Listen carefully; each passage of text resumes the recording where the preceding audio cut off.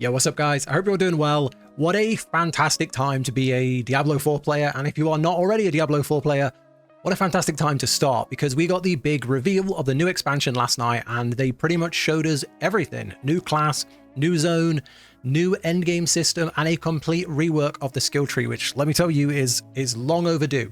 So I want to do a quick summary and go over the full write-up of this, because there's been a full, we've got the full details now on top of the actual reveal, so we can actually get into it in a bit more detail. And there's a lot of stuff that was kind of blinked on the screen for a second that actually gave away lots of really cool information about what's coming. So I want to go through it in a bit more detail, and if you've not seen it, it's a bit of a summary. If you have seen it, hopefully there's something new that you see here that is interesting. Okay, so let's go through it. And the first thing is the second class has been revealed as the Warlock. So this is, they didn't show like much of this, they didn't show any gameplay, but we can assume what this will be. It will be dark magic, it will be summoning, and it will be edgy stuff. It's the opposite of the paladin. They're calling it the counterpart to the paladin, an anti-hero. So expect a mix between like the necromancer, a mix between like that and witch doctor, and some sort of like dark caster. That's what I'm going to expect, and I think it's going to be really fun. I mean, the paladin has been so much better than I expected. I honestly think that's an incredible class, and I'm so excited to play that with the reworked skill trees. So that and this, it looks very good, and they haven't shown much because they are planning to do a full deep dive into this class on March the 5th. So let's not think too much, because we'll see more there. Okay, now something we do know lots more about is the end game. So we have, with the release of the expansion, we'll get the new zone Skobos, and with the new zone Skobos, we will have a new capital city called Temis. So Temis is designed as the ideal end game hub for Diablo 4 during the Lord of the Hatred campaign. So similar to the last expansion, we moved down into like the jungle. Now we will move to a new zone, have a new story probably, and then we will have a new capital to play out of, which is pretty cool. And with it, we have a new endgame called War Plans and Echoing Hatred. So the War Plans, the main goal is to give some structure to the endgame. So Diablo 4 has always had kind of two issues. One, the base game released in a really bad way. And over the last year or so, over every single season, we've seen them constantly kind of chasing to rebuild the base game, itemization, gearing, progression, leveling. Everything just has changed, and it's changed one way, been reworked, then added back in, taken out, reworked. And I'd say we're finally, with the last season, it's really good. I say the foundation of the game, all the different systems feel solid. They come together really well, and I'd say it's the best it's been. I would happily say that. But the end game still kind of needs a ton of work. It's really, there's not much like substance to the end game, and if you've played it once, when you get there, it's kind of like, oh, here we are again. It's the same as last season. So this is really going to help, I think. So War Plans put you in control, adding new depth to the endgame experience. Create a playlist of up to 5 activities based on your experience and the rewards you seek, drawing from 6 endgame modes. And I've grabbed a few pictures here because we can talk through it, and they don't really show it on this. So you go on the War Plan, you play through them seamlessly in a single chain. As you play through, you'll earn progression towards a unique activity tree for all endgame activities, including Whispers of the Dead. Customize your activity tree to change how it plays, add a special randomized spawn, butcher to all your pit runs, and automatically end the pit run when defeated. Regardless of your current progress, or the boss hunters' lairs can infiltrate other activities in the game or send their minions. Duriel can replace the Bloodmane.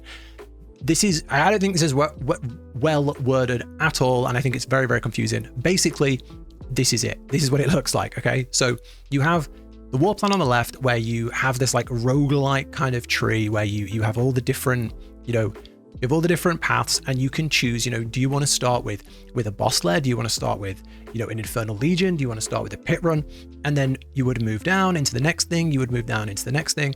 And that kind of gives you a goal that you set up, I'm going to do pits, then I'm going to do bosses, then I'm going to do then I'm going to do the Undercity, yada, yada, yada. And you're not just doing it to chase, insert seasonal power here. You're doing it because you're getting the activity experience. And then that translates to this, which is a skill tree. And the skill tree looks fairly straightforward, right? It's like a fairly linear. There's one for each activity, it seems. So you can see the activities up here, and it looks like you can go down a certain path. This isn't, PoE. This isn't, the Atlas tree with 1,000 nodes, and you can build any. It's the Diablo way, which is, let's make it fairly simple. Let's make it so that anybody from any experience level can get into this and have fun. And if you expect it different from Diablo, you're only letting yourself up for disappointment. This is how they do things, and that does not mean it shouldn't be good, right? So I've pulled up a couple of screens to show you like some of the options here. So you can see here, there is one here, the Beast Assault. When fighting a boss in a Nightmare dungeon, the Beast in Ice can sometimes appear and attack you. Defeating the boss, the Beast in the Ice is assisting, has a chance to drop a unique item from the Beast in the Ice's boss lair hoard chest. So basically, while you're doing Nightmare dungeons, you have a chance to for a boss to jump in, and if you beat him, you get his loot. I think this is a really good thing. The Amalgamation of Rage can ambush you during boss fights within a Nightmare dungeon. Defeating the Amalgamation of Rage in a Nightmare dungeon can drop unique items associated with Astaroth. Again, mixing things together, really cool. And then finally, we have this one here, Infernal Bargain Obstasite. You no longer gain gem fragments in Infernal Hordes and instead gain bonus Obdusite. And you can see there's like 3 trees, so they could be going like 3 different areas, or this area could just be itemization. This area could be like, you know, different mechanics. So without getting our hands on it, we don't know what all these different things are, but it looks like there's a lot of different things we can do. And I think this alone isn't great. From what we've seen, this is like pretty cool. It's better than, you know, the seasonal powers we get, but it's not wacky. But combined with this, where you actually have a structure, and, you know, filling this out hopefully will take quite a while, and progressing it will feel good. And then hopefully when you filled it, your end game should feel really fun, and you should have tons of stuff happening, loads of rewards. I'm hoping you can fill all of these, and it's just like the difference from when you get to the end and when all these are filled out should feel like vastly different, because that's something PoE players love, and it's what I really enjoy, is when you spend the time to juice your maps and juice your end game, the drops are just all over the place. You run a map and you're just showered in loot. Whereas Diablo, it's always been, you know, not many mobs, not much loot, and you can't change that. So I think this could be exactly what the game needs. Whether it will, you know, how it will play out, we don't know, but I think it's a very, very, very good start, and hopefully it does everything we need. And I'm curious what your thoughts are on this, because obviously I have a biased opinion. I've played a lot of Diablo. I love Diablo for what it is, played every single season, but I also love the other games with a lot more complexity, a lot more depth, and I always find myself wanting a little bit more when I get to the end in Diablo 4. So I'm curious what your thoughts are based on, you know, what your playstyle is and what you look for in the game. That's the war plans. And then additionally, we have the Echoing Hatred. So the Echoing Hatred is a new hyper rare event that allows you to challenge yourself against the most powerful of Mephisto's legions. Should you find an incredibly rare trace of echoes from a loot drop, you'll gain access to the Echoing Hatred event. Infinite waves of escalating difficulty, each run will feel different, and randomized monsters force you to adapt your build and tactics. For example, waves can spawn a variety of bosses, and several of them can spawn at a time. The further you get, the better your rewards. My hope for this is everyone finds it too hard. My hope for this is it is just pure chaos. We have enough easy content. We have enough like slow progressive content. Give us something super, super hard. You know, I'm not saying like your build has to be broken to do it, but just like you have to play well. You have to dodge things. You have to really play well, or you lose. You get these rare keys, you go run them, and if you play really, really well, you just get like a screen full of mythic drops, right? And that is what I think would be really, really fun, because like I say, there's so much content that just gets like deleted a couple of days into the season. It would be really nice to have an end game challenge. And, you know, you find a key and you go, you know, I've got all my greater affixes. I've got 2 mythics now, and I've got the best rolls. I really think I can push hard. I've really worked on my build. I can do like a pit 120. Let me get in this. And you get in and you beat like the furthest wave you've ever done. And the rewards show for that. Like, you don't want to get to like really, really far and it drops like a couple of legendary items, you know, and it's like, oh, like most content in the game does. I hope they really, really just go wild with this. That's the end game, and that's just my thoughts. But what do you guys think on this?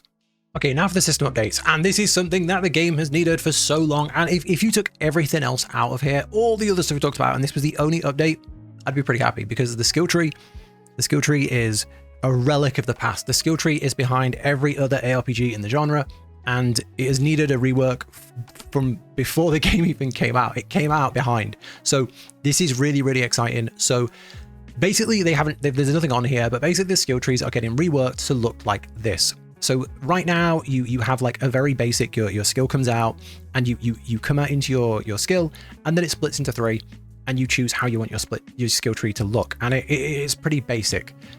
With this, you know, everything's changing, and they are saying that these are going to change how the builds work. They showed like, if in the Hydra, you can turn your Hydra into ice, and you can make builds then with like ice Hydras. and things like that. They didn't show much. There's not really much to talk about. You know, I don't think there's much in here either. They talk again about the ice hydras. You'll be able to change attack speed, trigger like flames to burn in close area. You can change how the spells work. And if you've ever played something like, I think Last Epoch is a really good example, because Last Epoch was the first game I played where you really can see it. Like other games do it, but Last Epoch showed it really well, where like you have, say, Fireball, and then you click you want to like master Fireball, and then you have like an augment tree for Fireball, and it's like, what do you want your Fireball to do? Go down this path, the Fireball will bounce. Go down this path, when the Fireball hits its target, it will split into like other Fireballs. Go down this path, and the Fireball will be electric, and then keep going, the electric will then chain. And like, what you can do with every single ability in that game is just incredible. And then you look at something like this, oh, I can have it give me a cooldown reduction or increase my defenses. Oh, that's it. Oh, great. So the build diversity has been terrible. And as someone who has made builds for Diablo 4 for every single season, they rarely change. I'll be honest with you, they rarely change. You look at the patch notes and you go down to a character, sorcerer, this has increased by 20%, this has decreased by 5%, and a new unique. They haven't changed much since they came out. And it has made the builds feel very, very, very dry. And I'm so excited. I'm so excited that we're going to have, hopefully, tons of new builds, tons of variety. And as the seasons progress, hopefully more new and interesting builds can be discovered. Moving on, we have the Talisman, and the Talisman is powerful charms and set bonuses that you unlock them during your campaign.